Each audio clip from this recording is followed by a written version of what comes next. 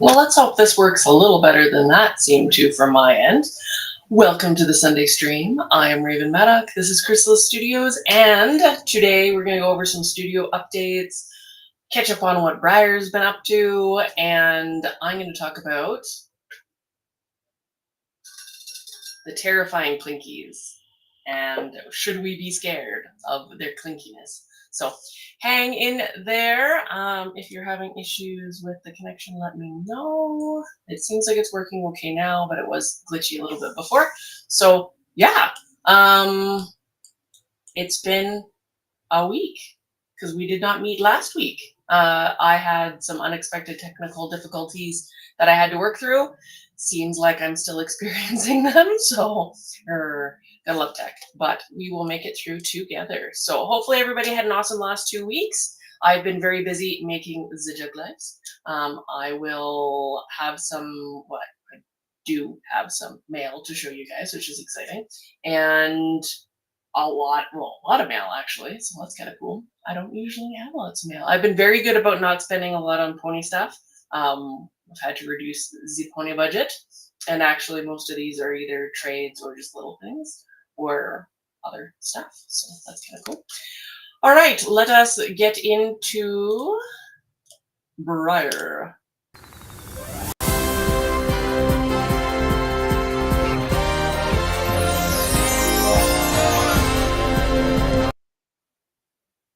All right, Briar breaking news. What do we got? So this week we had them show off the Vintage Club. So I'll just pop that on the screen now. We've already, oops, that's not what I wanted to put up on the screen. I'm too early. It might not actually. Hold on. Ultra processing. It does not want to technically be a thing because it's on a different browser. Let me do stopless screen sharing and stopless screen sharing. All right. So this is part of the Vintage Club. This is the only thing they've shown us so far. It is, I believe her name's Phoebe.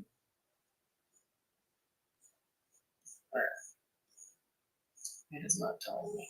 I'm pretty sure it says Phoebe. Now my screen's like, no. Let me see. 4 models, one of each release. I don't think they told us any more about any of it. Special run model available exclusively to vintage collectors. Welcome packet with vintage cell sheets or artwork delivered frame ready. Bonus vintage stablemates model. As long as your account's in good standing, conditions and terms, continuity club, so you need to buy everything in the club to, well, everything that you're required to. So there's the 4 models, the optional special run, and then you're not required to buy all the collector club models. I think it gets a little confusing. It's hard when you're trying to do stuff. But anyways, I'm pretty sure this one's called Phoebe, and it is on the Remy mold by Kylie Parks as a cute little vintage lamp. So that's kind of fun. Folds really cute. If they go by historical terms, then the clock horse was stuck to the base. There's a good likelihood that the lamp horse will be stuck to the base. So keep that in mind if you're setting up for the club. Or you can ask for the conformations.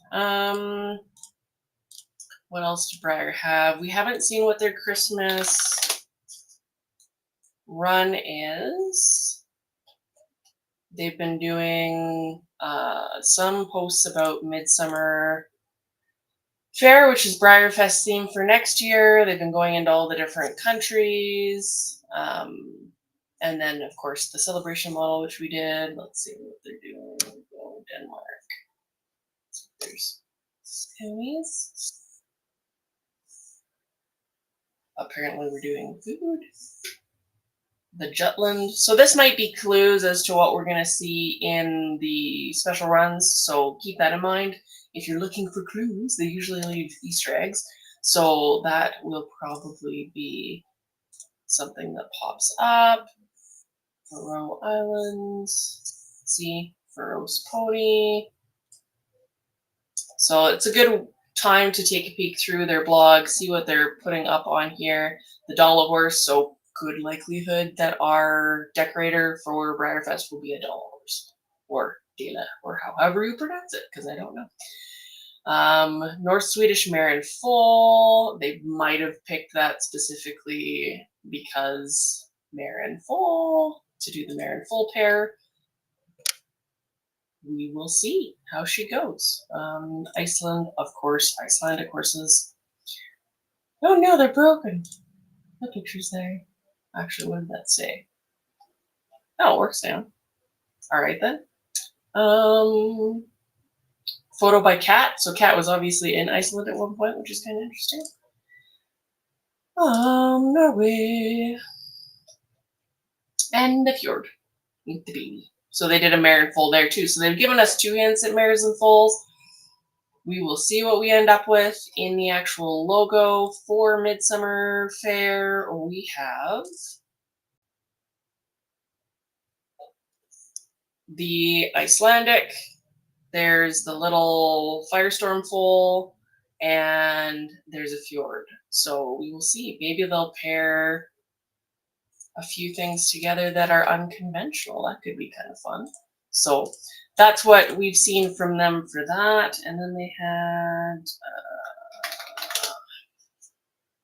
the little stablemate. Shoot.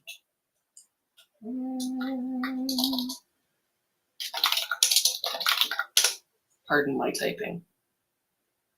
What is the little one called that everybody is losing their mind over? I think we went over it last time, but let's see. I'll just be in the new section for the website. You guys can follow along because this is more fun when you're looking at stuff. There are options for taking these horses that are ornaments. If you wanted a miniature version of Hamilton, buying the Santa one and stripping the Santa off of him, or having a customizer do it for you, which is kind of fun if you like those molds. And we did have Winifred come out. They are starting to arrive now. They released just before the weekend. And people are getting them in hand. I don't know that I've seen any of the grays. Have you guys seen any of the grays in hand yet? So there's a micro run of 75, just like with the little stablemate. There's a micro run of 75 of those two. Let me find them. We have Amy. Good morning, Amy. Or afternoon. Brenda, hello, welcome. Donna, hi, how's it going? Let me see if I can find.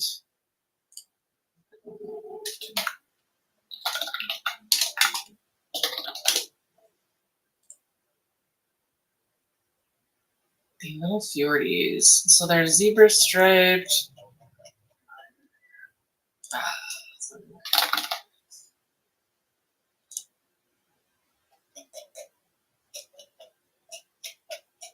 Put them up on the screen. Once I see them.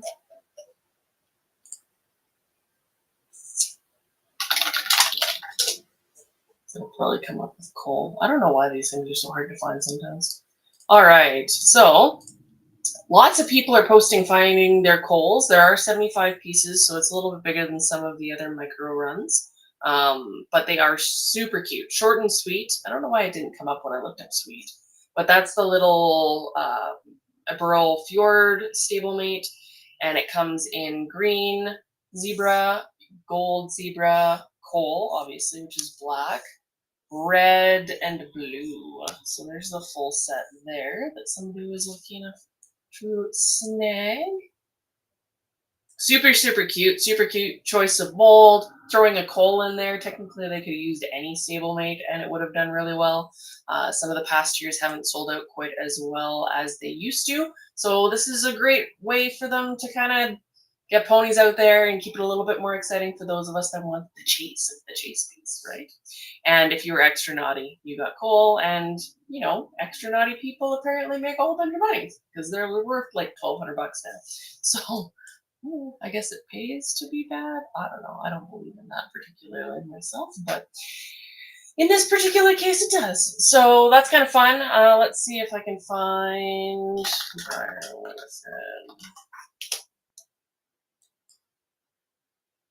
So this is just random person on Facebook having Winifred in person.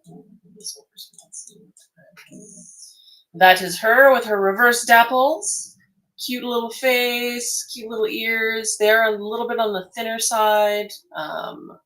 Really nice coloring. Some people have issues with the mapping because it's down to bare plastic and they don't like the look of it, but I don't know. Everybody complains when it comes to Premier horses and all riders. So depends on what you like. Cute little muley nose, cute little muley ears, roach mane, little muley tail. Kind of fun. So you can kind of see how it does change. It's not white because it goes down to the plastic and it's kind of this off color gray kind of tone. It's an interesting color. I don't know that, like on the belly in particular, I think it stands out, and in the legs where that tonal shift, it goes from cold to warm. I think that's what's jarring on the eyeball. But I think on the top, that it looks really good. Cute little eyeball. Mules have that kind of little nose thing going on. I haven't seen too many people complain about really bad seams. The color does seem a little bit more muted compared to what we were seeing in the production piece. That's the box, little COA with a little drawing on it. So it's kind of fun. Let's see if we can find a...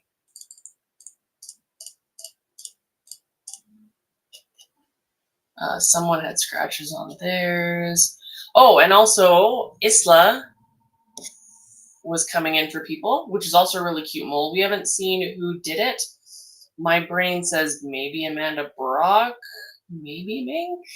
I'm not sure. They haven't released it yet. I'd probably put my money on Amanda, but we have not gotten confirmation. Could be Mindy.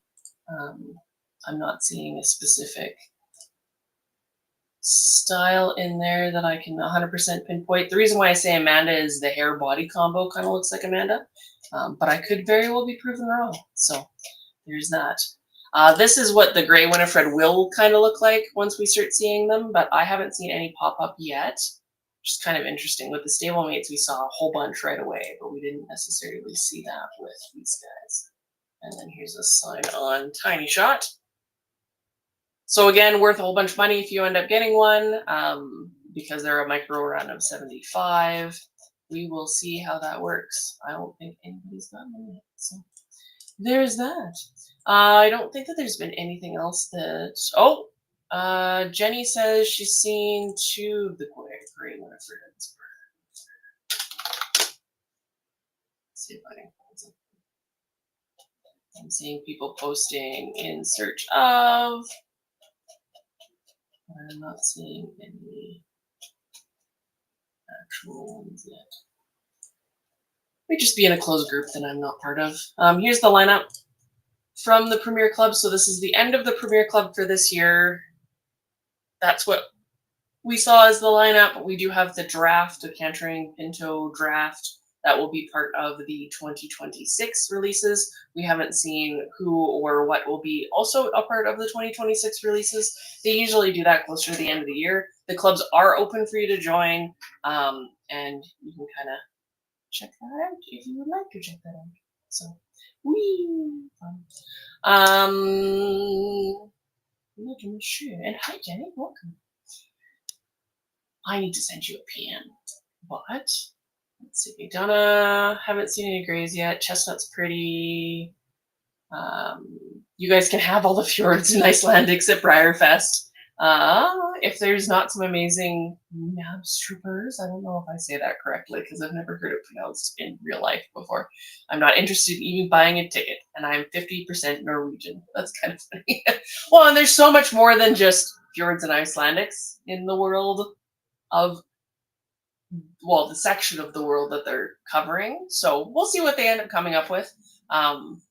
It will be interesting. We should start seeing that in a bit. Isla is super cute, Amy. I really like the mold, so it's kind of adorable. And it's nice to see something a little bit different in their stablemate offerings. So, Donna, loving Isla. Can't wait to get mine. Should see them sometime this week. They've been actually arriving pretty quick, so that's kind of cool. Lori Breyer Hobby. Got one.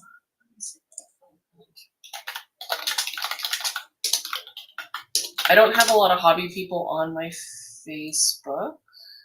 Oh, there we go. Oh, it's actually cuter in person. Let me show this. Yeah, because I had to stop at one point. I have, I think, almost 500 pending friend requests because everybody wants to submit a friend request, and I don't post a lot of personal stuff to my personal page, and I'd rather people follow the hobby studio page. So trying not to distract from things. Go over there. So if I haven't friended you, that's why. I don't usually friend hobby people on Facebook. Some exceptions if I've met you in person, but yeah. So this is her. That's super cute. I quite like that a lot better than the promo photos. I think I like the gray a little bit better than I like the chestnut. That's quite cute. The dapples, it would be nice to see them go over them and set them back in with another layer or two of airbrushing, but it is also a factory paint job, so there's only so much time they can spend on them before they have to double the price on us because it's taken double the time to do the paint jobs. So that is kind of fun. Super cute. It's going to be a fun mold. It's nice to see some more mules and long ears in there. I kind of always had my hopes that we'd maybe see like a Lynn Fraley mule because I really like their mules, but we will see. It's nice. Maybe this will be like their gateway, and they'll be like, "Oh, we need to do more donkeys and more mules," and I don't know. Briar, we'll see. They like their show ponies, so that is the thing. Buckeye says, "Hi, Buckeye. I would like give you snuggles one day." Canab Strooper is the proper pronunciation. Thank you for confirming. Hi, Bob. Happy Sunday. So, what is next on our list? Da, da, da.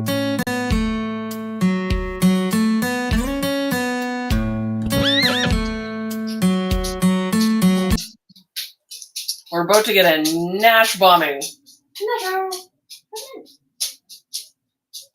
I had to take out the big vacuum, and he was like not having any of it. So, this is Nasho. He's like, "Don't! You need to love on me. I require love. You are big enough you can show your face to the camera, buddy." He's shy today.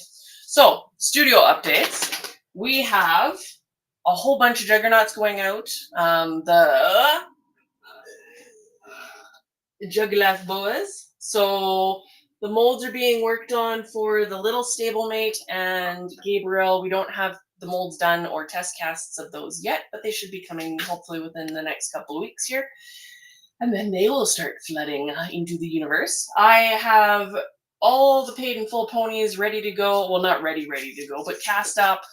And they should be shipping all out, and we should be caught up for everybody that's a paid in full order by within the next 2 weeks. So that will be 1 week left in November. By the first week, second week in December, everything should be basically ready to go, if not the first week of December, which is very cool. So that means that if you want a Jug Life, you can get a Jug Life and have it shipped basically right away. There is a little bit of a buffer that I put in there just with the club coming up. I did make the club sticker and medallion a little bit more complicated. Of course I did, than I normally do, because it is the people's choice and the people who require the extras, because it just it's required. So I hope that you guys will enjoy what I've been up to for that, because it's super, super fun. I will get to show you previews of it soon. I don't really want to spoil it just yet. I've shown little peeks here and there of stuff, but that's all I can say about that. But yeah, it gets a little complicated when I do the medallion clip shipping because there is so much that is required to do then, as if I don't have external help. And right now I don't have external help. So it is just me packing all your boxes. I did want to let you guys know, and I'm going to send out an email with club updates too, that the new shipping method works really well. It's been shipping fairly quickly. There's delays across the board for everybody going across the border because there's now new customs requirements. They have to have every packages spot checked, so it's taking about a week or so to get across the border, and then from there it enters the USPS system and goes across from there. I have changed entirely from BYK because their boxes were sitting there for basically a month, and the communication wasn't great. There was a whole bunch of crazy stuff that happened all at once, including the masters getting lost and me having to go to their warehouse and all over to all of their different locations to track them down. Something that I don't want to do going forward again, ever, please. So yeah, that's been super fun. But Chit Chats also, unfortunately, doesn't allow me to ship anything that requires FDA clearance. That includes any food products. So as of right now, unless I can find another shipper that will do it and be efficient, I can, and now they're requiring a whole bunch of paperwork for anything going across. So for me to send you one little maple candy or one little coffee crisp, I'm not able to with this shipper at all. And for some of the other shippers that I've looked into, I don't know necessarily what their timelines look like for shipping or delays. Anybody that's doing FDA clearance seems to be taking longer, so it would mean boxes take longer to ship. Plus, there's a whole bunch of paperwork that you have to fill out, and that would complicate things and limit what I'm able to do. So I'm trying to see if I can get that back online, but as of right now, with the current shipper that I'm using, that I've switched to, it's been so many things. I'm not able to send candies, but I am trying to send extra stickers or other things to compensate for the fact that I can't send candies. Yeah, so thank you for bearing with me on all of that because it's been fun. The anniversary medallion, I don't have the new one for the next batch, but the ones that are going out is, let's see, Alchemy of Becoming. So this will be the current medallion up until Briarfest of next year.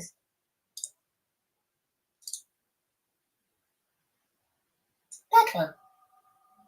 So ignore the rest of the post other than the photo because I can't change that on here.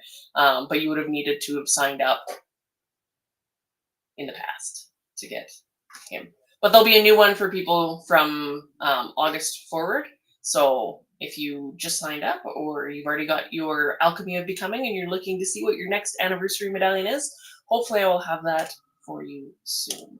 So yeah, that is the anniversary. We have people that haven't been in here for a long time. Hi, welcome back. I know the switch in time sometimes works a little bit better for some people, so I try and switch things up a little bit here and there so that everybody can come join, especially because the chat's so awesome. You just want to hang out and talk to people. Nashi, everybody's saying hi. He's like, I'm going to pout in the corner. He does not like the big vacuum. The little guy, he'll let the little robo vacuum hit him all the day long and he doesn't mind, but the big one, he's like, I know, I'm sorry, Andrea. I'm trying. I'll see what I can do about another shipper, but as it stands right now, like the documentation that's required even to get the FDA approval is pretty intensive. Like they're talking about if you're selling candy to people, and because of the removal of de minimis, they don't care that you're just sending one little baby candy bar or two little candies in a box or a couple of little candies in the box. They're treating it like you're sending crates of coffee crisp to the US for sale. So it's kind of a big hurdle to deal with. So that kind of sucks. Oh, very nice. Kusuri. You're prepping ponies while you're listening. Sometimes it's nice to have that background music because my voice is so musical. So funny. Anyway, that's been a thing. Let me change the topic because now I'm embarrassed. I tend to listen to podcasts and things in the background. Music sometimes, depends on what I'm into. Let's see. So this week,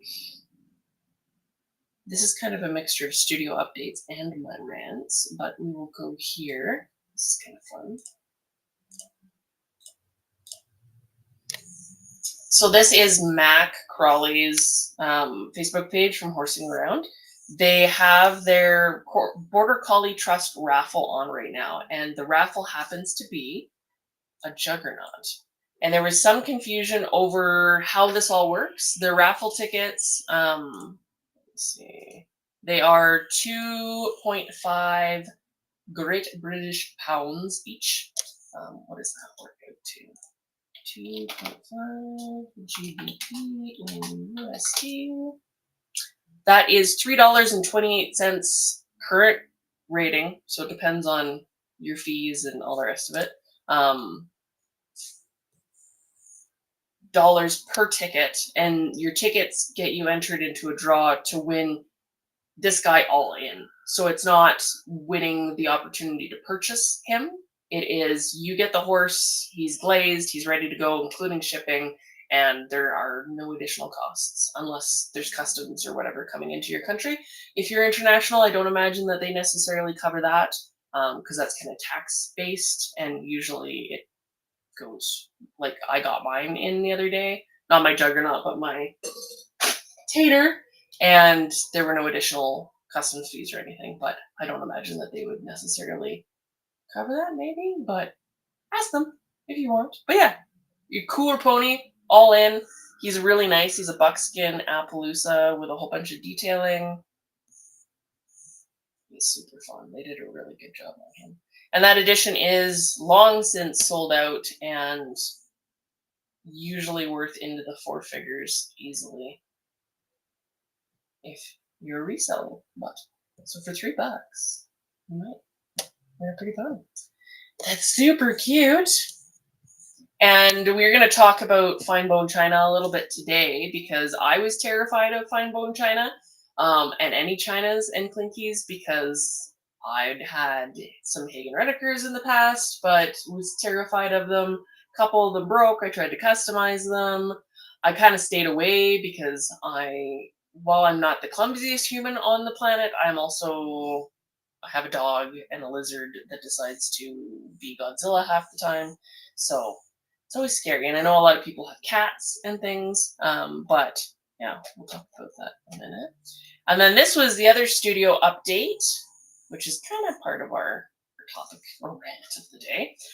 They did release a Clinky Tater. So Horsing Around does fine bone china, which is different than your earthenware ceramic and different than porcelain, and we'll talk about that. But this is one of the OF colors. I'm not sure what Horsing Around's plan is for other colorways that they're going to do on this particular sculpture. It is theirs to do with as they will. So they did 3 or 4 and 2, I think. 6 total of the Palomino. I think 4 were in gloss and 2 were in satin.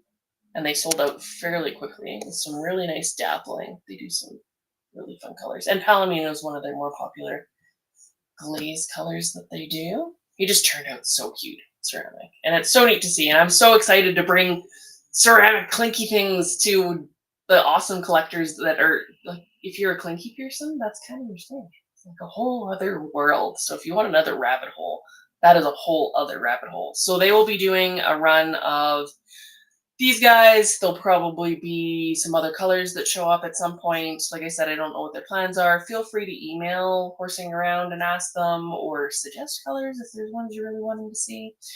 But we can do this and get into the topic.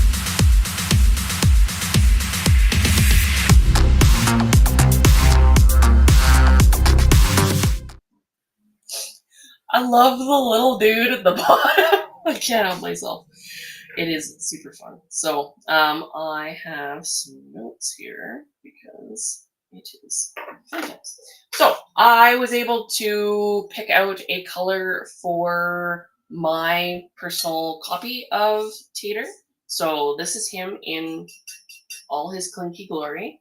He is glazed after a real horse. What was his name? Because I'm terrible at this.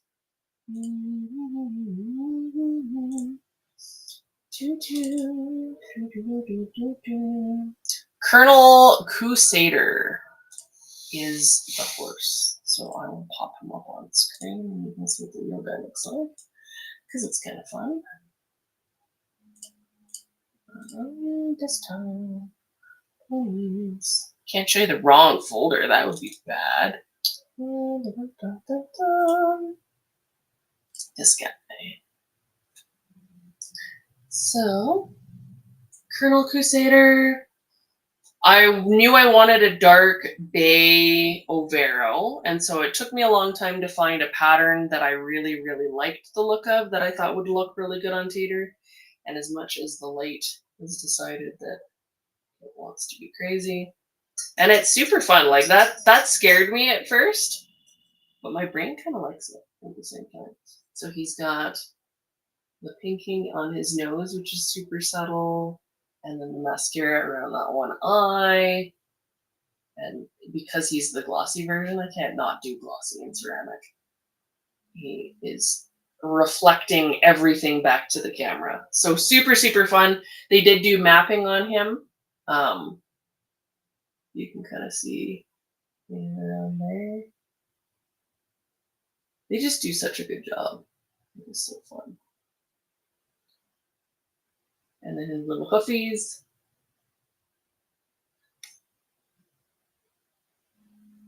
Super cool. So yeah, I should grab actually the regular size Tater so you guys can see what the shrink rate is. This is not the same version. This is not Cowboy Tater, but that's okay. So fine bone china, the ceramic process in general does shrink them. So you can see that he's gotten a bit smaller. Not a ton, but like a noticeable amount. Almost going down to still not classic size, but definitely shrunk a bit.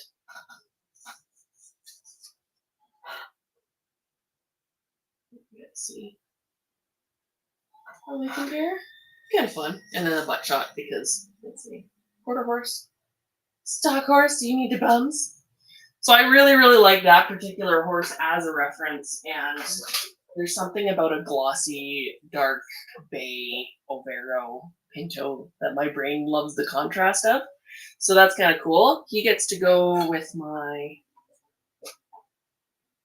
Juggernaut, who's even scarier with his tiny little tail tip. And look at all of the protective dust.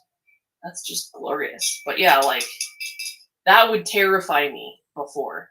So I'm going to talk to you a little bit about fine bone china, because this is a different composition material wise than your earthenware, than your ceramic, like porcelain, which allows them to more easily get away with things like, we're going to put them up on legs. Although the whole process to glaze these guys and to make them, they're molded in parts that can have no undercut. So the molds usually have a head or a piece of the tail, a leg, everything's assembled in the greenware stage, I believe. I get this right? Yeah, greenware, not bisque. When it's like leather hard, they go in and they do all the different pieces, add them all in. So they're all hand assembled, which is kind of like how a bronze usually works. And then for this guy, because he's crazy, he needs to be propped up to be able to fire properly and to stay together and stay in the right position so that they don't just slump over. And they are hollow, which is kind of cool. They have their little stamp on them. And this was, again, a custom color that I got to pick out because they do such lovely rounds. I couldn't not enjoy that. But yeah, I'm a little less terrified than I was because I did some research and learned a little bit more about how the different materials compare. So when you're looking at a fine bone china, it actually has bone ash mixed into the ceramic material itself. And that gives it, that's why it's called fine bone china, and it gives it extra strength. It's like a superpower, which is kind of neat. So if you took this compared to an earthenware piece, this would be significantly stronger, which means it ships a little bit better, it transports a little bit better, you don't have to worry about it quite as much. You still can break them, obviously, because it's ceramic, but it is a little bit more durable overall, comparatively, which is kind of cool. It is more chip resistant, so you're not as likely to chip off little bits of the tails or the manes or the hooves, which is nice, or ears. I don't think I've actually seen very many people with fine bone china horsing around pieces that have had breaking issues. I've destroyed Hagen Renekers before, like, but we used to sell them in the toy store, the little like cheaper versions of them. And I don't know what material they're necessarily made out of, but I know you have to be maybe a little bit more careful. And I've broken some of the ceramic pieces that I've made, not horses necessarily, but other stuff. And that was just out of your earthenware mud. Ooh, as I throw him. Mud. Let's test how breakable. The breakable thing is where his tail is. I'm just going to put him down there. You can go behind me so you can see the pretty pony. Yeah, don't need to throw the China horse and test that on camera. That's great.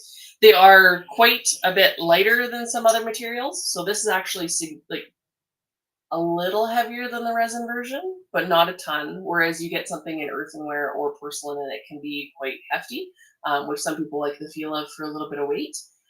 There's a little bit of translucency, like a porcelain, to the actual material itself, which can sometimes make the color more alive. When you're putting more opaque glazes on it, that kind of changes things a little bit, but it's kind of cool. I like porcelain for that because you can really see the light through it. It kind of, you can get a similar effect when you have a resin and you're putting light through it. So if you have something like this, and you put the light behind it and it lights it up, right? I just love that. Like, I don't know, there's a name for that technique when you're making a piece and they've done it in porcelain and you can put a light behind it and it has just that, it warms up the translucency of it and you can see the light through it. It's so cool. Don't know the name of it, but that's okay. It does capture detail a little bit better than some other materials like earthenware, which is kind of cool. Some of the porcelain or ceramic materials can get a little bit chalky, I guess, in the details. So just like you have your injection molding for an OF, you end up with details that aren't quite as intense as something like a resin because of the molding processes, but also because of the materials and what you're able to do with it. So you can get every little eyelash and every little whisker bump and every little barely there vein, right? Whereas something that is injection molded like a briar or stone, you're a little bit more limited in what you're able to do unless you go back in and refine things. When the molds are fresh, they can obviously produce more detail than when they're worn out. Same thing goes kind of for resin, but it's quite interesting. So let's see. One of the other notes that I had is that it's a little harder to produce fine bone china. So you have to have precision, lots of knowledge. That's why Horsing Around does a good job. They've been doing this for a long time. And sometimes you have to sacrifice things like anything with ceramic to the kiln gods. We talked about that when we were in art school because I did take university level art ceramic class. I didn't make horses. It was a contemporary art school because that totally suits what I do. But anyway, they didn't like anything realistic at all. Just don't make real things because that's not worth your time. And we were playing with things and making stuff, and it's like, okay, we'll see if this is sacrificed to the kiln gods. Because every once in a while, you'd have something just explode and stick to other stuff. We did that in art school or in high school too. I took art classes and we were lucky enough to have a kiln and we got to play with some stuff. And it was always like, is this going to work? And then of course I needed to use crackle and popping glazes and things that did crazy stuff, which our teacher hated because you almost had to fire them alone because you never knew when something was just going to go and then stick to something else. It's kind of fun. I like the chaos of it. But thank you. I enjoy the transitions. They're kind of fun. Makes it a little bit more interesting for you guys, hopefully. It's kind of neat. Watching artists create is fun. And maybe one of these days when I do a stream, we'll do like a art stream and I'll work on something while I talk. Maybe if I can focus on one, we'll see how it goes. So yeah, I am excited for ponies, and it's kind of cool. Like I originally wasn't sure if I was going to keep these guys. Knowing that the material is a little bit more durable makes me feel a little bit better. I have had moments where they've bonked against things and been more resilient, which is kind of nice. I do have a very small collection of Clinky things. These being the most intense between him and this guy. I have a couple of old Hagen Renekers. I've got a Christina Lucas Francis piece and a Pamela D. Boulay, the rearing Levod, as I do it myself. Lip is on her. And a couple of little things here and there. There's a donkey baby that I have. So I'm slowly like dipping my toe in going, okay, can I have a couple and not break them? I did break one of the Hagen Renekers, just his ears, but I felt so bad. Oh, and then we had a really bad experience with the porcelain friggin' Great Horse in Armor. I wanted one so bad. We got one. I put him up on the mantle. I was so proud to have a porcelain briar on my mantle. And my husband went to change the time on the clock.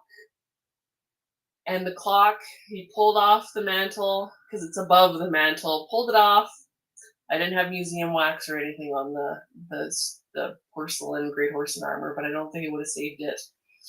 And he knocked it, and he went to, because he was putting the clock back up. So we survived down, but we did not survive. We put the clock back up, and I don't remember if it was the clock or his arm that brushed the horse, because it's got armor on it, it's got a sword on it, it's pointy and grabby, right? And so he went to go do that, and it fell, and he went to grab it, and he swatted it. It just went, and I don't even know how many pieces that thing ended up in. I still have the pieces, but there has to be at least 100. So it didn't just break, it like catastrophically exploded. So porcelain, not as resilient as something like fine bone china. So that makes me feel a little bit better about the fine bone china. But you still have to be mindful. So it's better to have them in closed cabinets, use the sticky wax or the museum wax to hold things down. It's not going to be as tough as a resin if you drop it, although resins will still break, but it is a lot more durable than I think most people think. When this guy shipped, he shipped in, they both did, in foam, in a smaller than I would think would be the box size for them, and they were perfectly fine. Even his little like tail tip was totally okay. Sometimes with 3D prints and resin, if you look at something that's that thin, it'll just pop off. So it's doing pretty good. You can sit back over there. So yeah, it's kind of fun. 100 pieces sounds like a fun challenge. I tried at one point. I'm like, I'm just gonna, and there was enough missing that I don't know. I don't know what I'm gonna do with it. It's like in a bag of a million bits. I'm like, I could remake pieces. It's like, no, don't do it. Just don't. So I did get a replacement, which is still in box because I'm terrified to put it out on display, which kind of defeats the point. But anyway, so yeah, if you are worried about China, I think it's worth kind of dipping your foot in there because it's kind of cool. And talking to other people that collect the Clinkies or being in the Clinky connection group on Facebook because they are.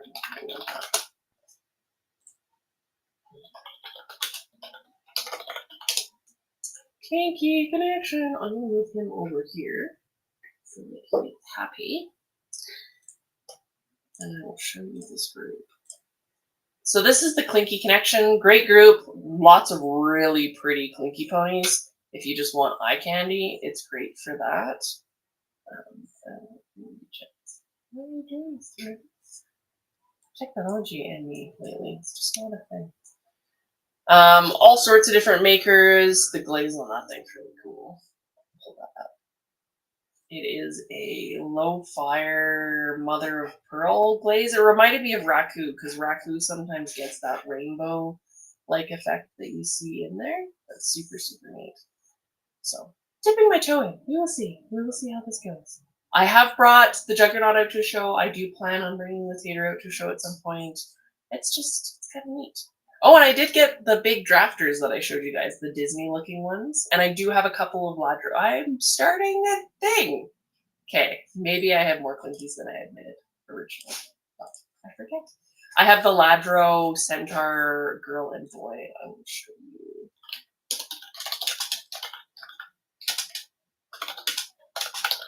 And I love these guys, particularly because they're so expressive.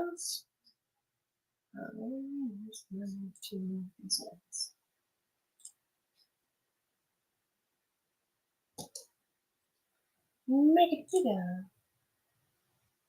I got the girl first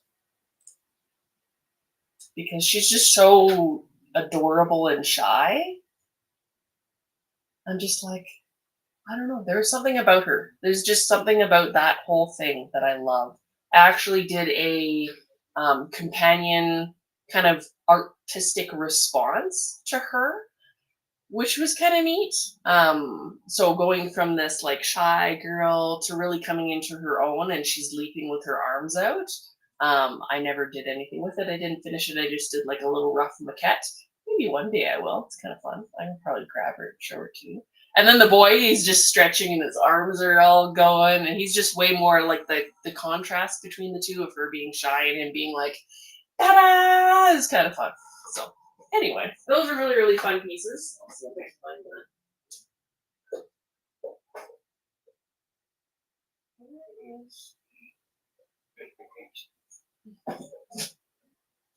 that. And she's fallen off of the shelf a few times and now looks like crud because she's melted. But to go from the shy girl to like leaping in the air, and she's meant to be like just free. So one day maybe. I don't know. People are hard to sculpt. You can see how her face got totally smushed. But that is a thing. Kind of fun. I think that's when I first got Monster Clay too. Pretty sure. Oh, that might not even be Monster Clay. Nope. So that is pre-Monster Clay. She's quite old. She's probably about 12 years old, I think, now. And just hangs out on my shelf with her bendy, weird arms. But kind of a fun response to the Shire. And I thought it was kind of neat to be able to have the opportunity to take something that otherwise, like art is art, right? But I can have this reaction and create, it's like fan fiction, but in a different art form. So I thought it was kind of neat anyway. But Ladro does some really cool stuff, and I really like how expressive their pieces are. That's kind of a hallmark of their work. Super, super cool. So yeah, if you are interested in checking out more about the fine bone china or horsing around, I highly suggest that you go check out their website. It is horsingaround.co.uk.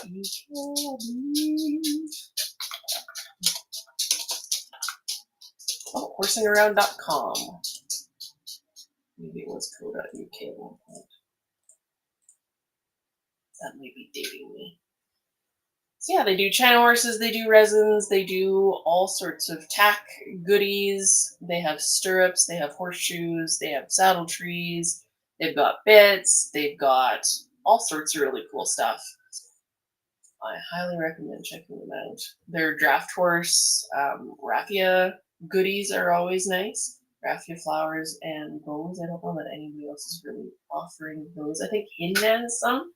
And then they do resin, tack, props, supplies. Some of the resins there. Super cool. So yeah, check them out. Horsing around.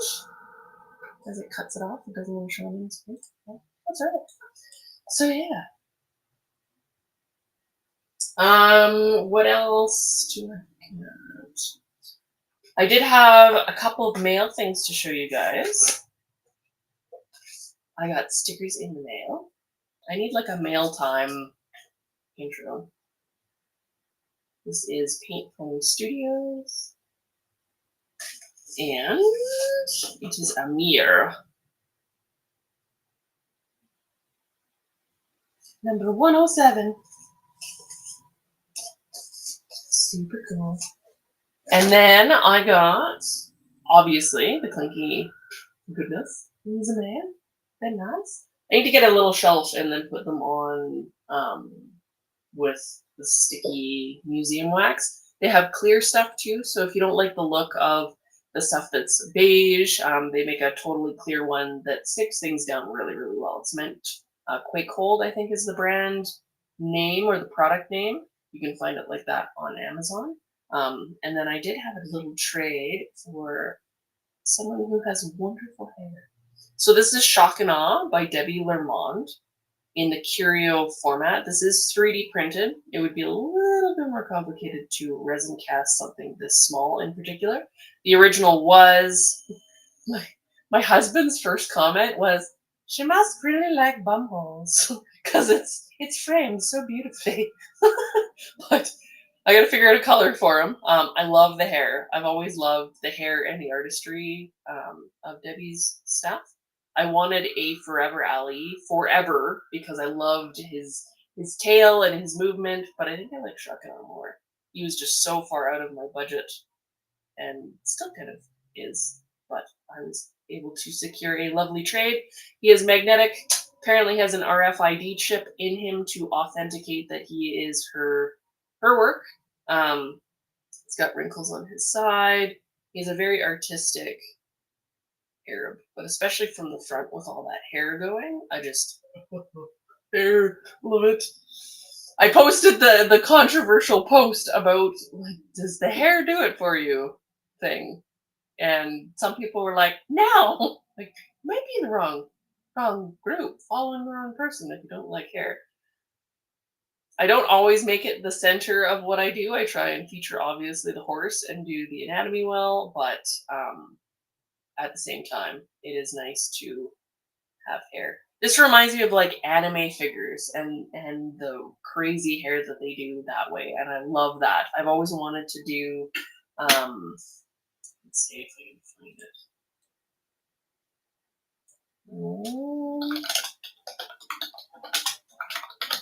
Like the sideshow collectibles style hair and elements to things where it's kind of very anime-esque and there's effects and the hair flying everywhere. Let's see if I can find it really good.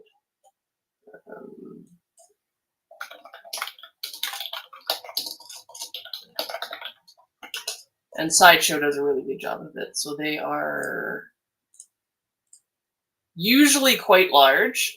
And the sculpting on them is really cool. Like, you get a lot of elements to them.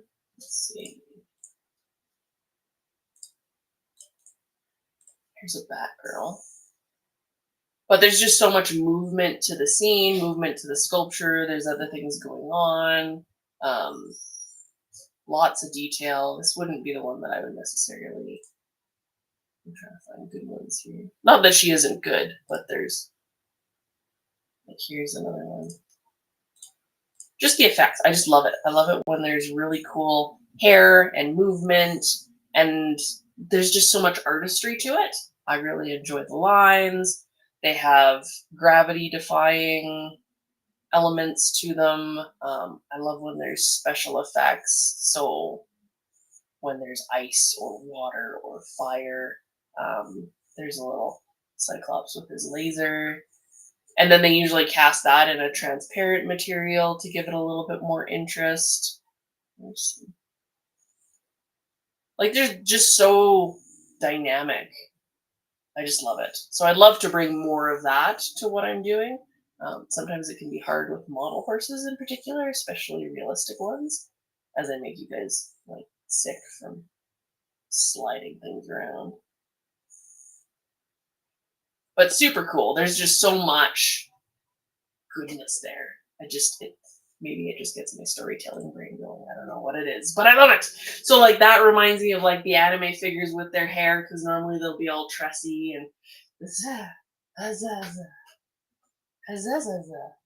love it. So anyways, I finally have a Shakana.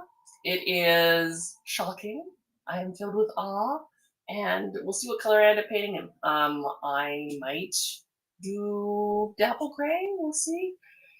I'm seeing some calls for bay, blood bay in particular, and hi, Katie. You made it. So yeah, we'll see how it goes. Amy says, I love sideshow figures. They can just be standing there and still so dynamic. And I think that's what I love. Like it's not just the figure, there's a story in that moment. And I think that makes good art. And I think that model horses and otherwise can be good art. Not that they aren't otherwise, but that they can be that at the same time that they're a good horse. Or at least that's what I aspire to do with what I'm doing. So yeah, kind of fun. Let me see. Do I have anything else? That was my mail and the pictures, and I told you the things.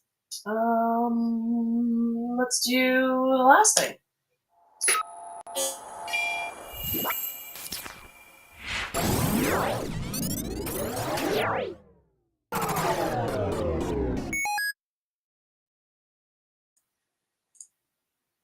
All right, hyperfixation time.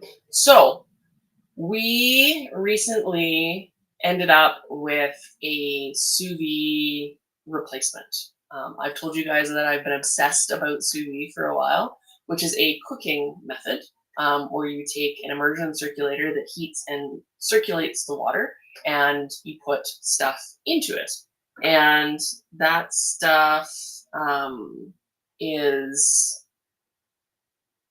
in a plastic bag usually, and you take that and it heats it to a certain temperature, and that temperature is usually what cooks it perfectly. And then you can sear the outside. So if you want a perfectly medium rare steak, you can sous vide it in this immersion circulator. Usually takes an hour to a couple hours, sometimes days if you're doing ribs and things, which really lets all the flavor develop and gets you to a perfect temperature. And it's so cool. You can do creme brulee really easily, which is delicious.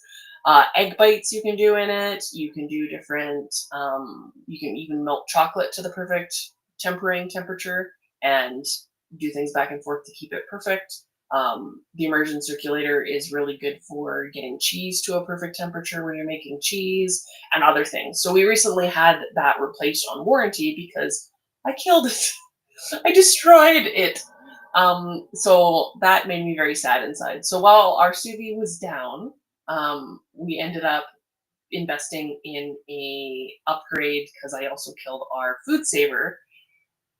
I'm just killing all of the technology here, apparently. So we got a food saver that we've had for probably 7 years now, and we killed that a little bit. It still kind of works, but it doesn't do big batches. So I got a level up because it was on super sale for Black Friday.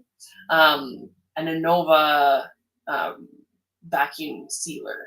So it goes with the sous vide. So they replaced that for us, and then we ended up buying more from them because it worked out. Their customer service was really good. And it does pulsing, so you can actually draw flavor in and out of whatever you're making. If you're doing marinades and stuff, it works really well for that. There's a lot of food science around vacuum stuff, so my hyperfixation has been a little bit about geeky food science. And Alton Brown came back on Facebook, and he's doing videos, and it's just got my science cooking brain just excited. So you can do things where you are deepening the flavor of stuff by vacuuming out, because you're basically taking a sponge of whatever material it is, and then you vacuum all of the air out of it, which then sucks all the fluid and flavor into it. And there's just so many cool things to do. I love it. And then I was looking into agar and arrowroot powder and all these different food sciencey things where you can spherize stuff. And I don't know why.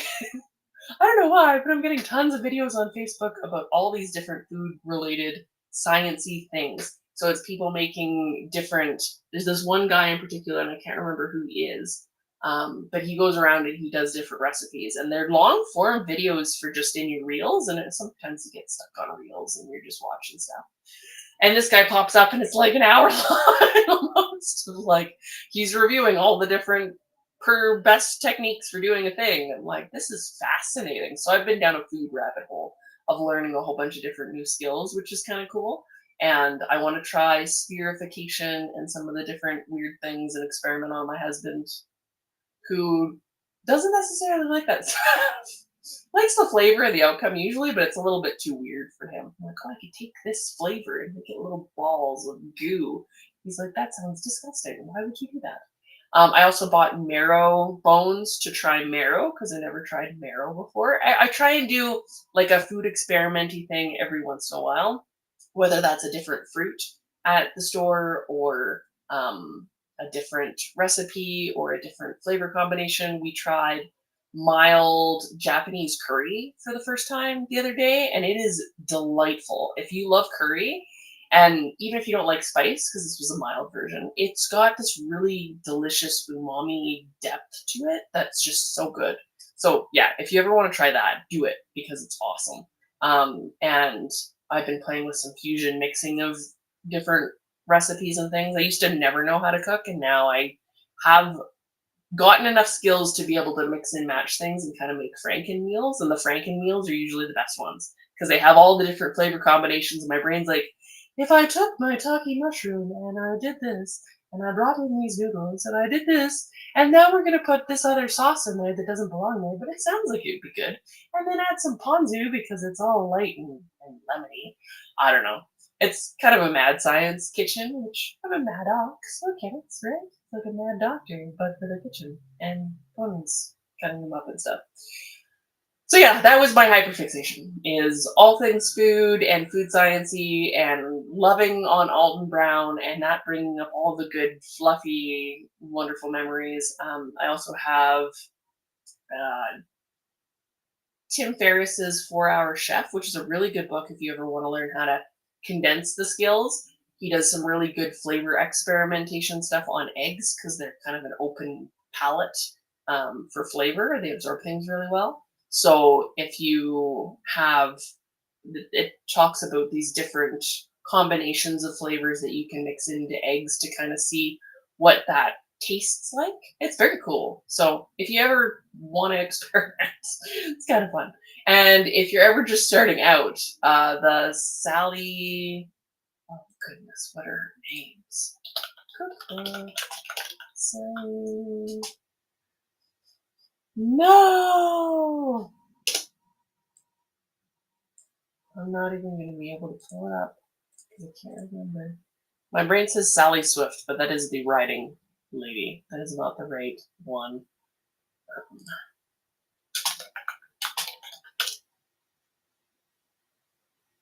I'm not even going to find them.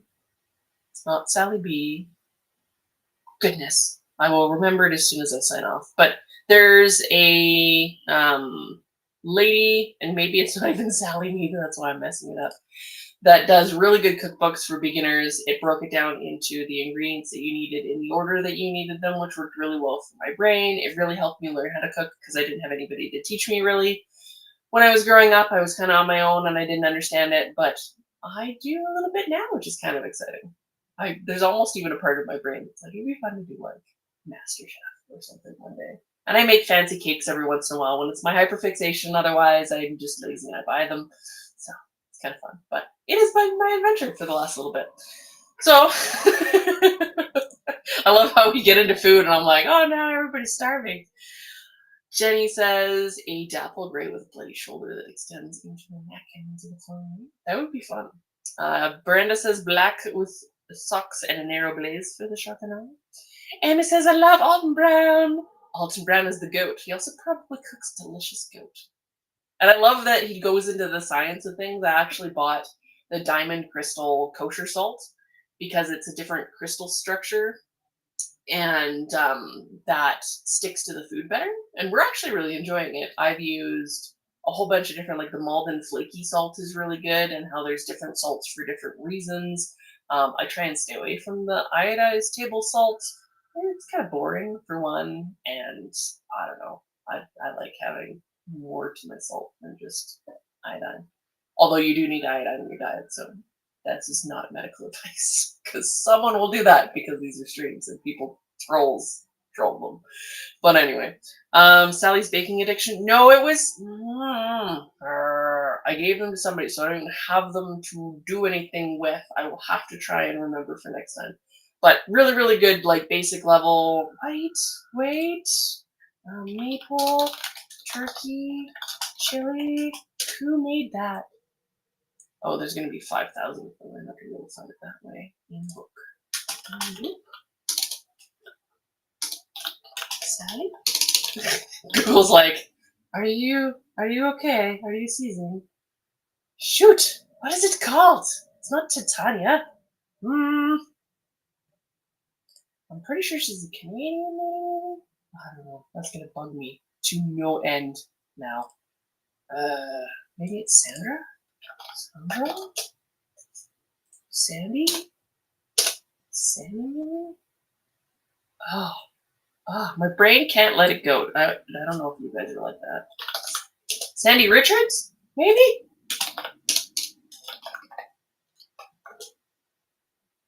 Maybe? That feels like it's closer. Oh no! This is gonna drive me nuts. Okay, I can't keep torturing you guys like this. Something Richards. No. You guys are watching my brain cry in real time. Okay, I'll have to find it and I'll let you guys know for next time because I will not be able to sleep now. Sarah Lee? Maybe. Sarah Lee? Cooking? No.